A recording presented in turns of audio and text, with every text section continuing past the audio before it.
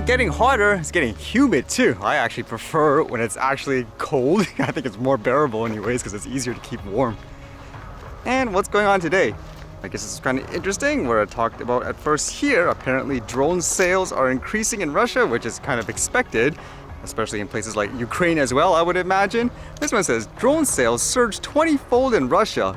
Amateur drone sales in Russia have skyrocketed this year as the war in Ukraine has exposed a dire shortage of the small and effective devices on the battlefield. The Kommersant Business Daily reported Monday, citing the analytical service Moneyplace.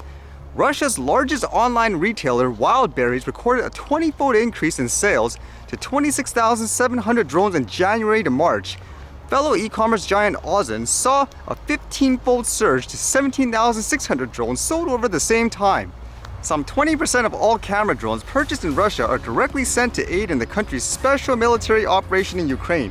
Kommersant cited an unmanned industry source as saying, "It's currently one of the essential goods for the military," said Telecom Daily Research Agency CEO Denis Kozkov. Quadcopters are mostly sent to the Ukrainian border given the ban on flights in some Russian regions. Makes me wonder during these times, doesn't matter which country it is, if you normally, let's just say, build things like an FPV drone for hobby's sake and so forth, will this actually be in demand now, or would you actually start building drones just to randomly sell it in a place, for example, like an eBay? Because I would imagine if it's accurate what they're saying, they're in short supply and all that, plus the fact that I would imagine it's a little bit more secure in terms of using a self-built one. I guess if they're doing it for quote war purposes, would you actually do that in these instances? Because I could imagine too, for example, a lot of big companies say, oh, we don't sell it to this country or that country. That's not their, I guess, policy, but at the same time you're throwing it out there and you kind of have a knowledge who's buying it. So yeah, makes me wonder if you're like a hobbyist or something like that, would you actually build it and throw it up for sale at these times? Or because this is a military, I guess, usage, and the fact that they probably could buy it anywhere, can you imagine if they actually made that a regulation as well now, where you can't even build, let's just say, a hobby drone because someone could sell it to, I don't know, other places and they could use it for military purposes? That would be kind of crazy, huh? During these times too, there's often a lot of wildfires, unfortunately, which burns down a lot of trees, so people would have to start replanting. So this was kind of interesting. This one here, where it talked about how people are using drones, I guess, to plant more trees in areas that would normally be too dangerous or really risky. This one says, tree planting drones seed the dangerous places where human planters can't tread. Planting trees in places scorched by forest fire can help its ecosystems recover and restore its capacity to capture carbon. But when tree planters are called in to do the job, Mr. Graff said they can sometimes be met with this deathly concoction of conditions. But emerging technology provides alternatives. Where a human might feel unsafe, tree planting drones can safely fly above. I've seen these before, for example, these tree planting drones where they just fly around, they start shooting out tons of seeds everywhere. And as an example of one of those companies, it says here, Toronto-based reforestation company Flash Forest is branding itself as a solution for recovery. Using drones equipped with artificial intelligence and mapping capabilities, its technology is designed to fly above a planting site and shoot specially designed seed pods into the ground. These pods are designed to nurture tree seedlings in the first few stages of their lives. By 2028, the company aims to have planted 1 billion trees. And according to this, they have received grants, for example, $1.8 million from Emissions Reduction Alberta and then $1.3 million from the federal government as part of its 2 billion trees commitment.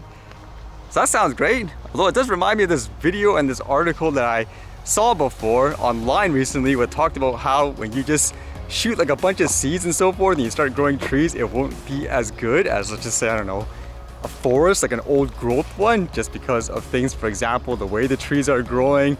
There's not going to be as much vegetation and stuff in the ground because they're all blocking sunlight. They don't have unique characteristics. But either way, I guess it's better than nothing, right?